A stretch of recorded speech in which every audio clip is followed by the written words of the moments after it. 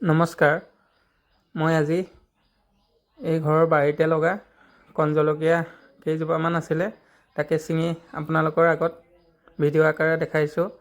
আৰু কণ জলকীয়া কেইজোপা কাষতে এইয়া সৰুৰা বেঙেনা কেইজোপামানো লগাই থোৱা আছিলে, তাকে আপোনালোকৰ আগত দেখাইছোঁ কেনেকুৱা লাগিছে চাওকচোন। আৰু এয়া হ'ল নেফাফু আগ বা পাতটো, কুমলীয়া পাতটো সিজাই খালে স্বাস্থ্যৰ কাৰণে ভাল হয়।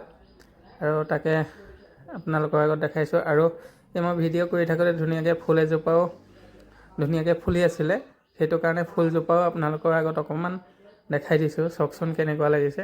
আৰু এই ফুলটো বহুত ভাল লাগে দেখিবলৈ যেতিয়া সম্পূৰ্ণকৈ ফুলি যাব। ঠিক আছে, ভিডিঅ'টো চাওকচোন বাৰু কেনেকুৱা লাগে।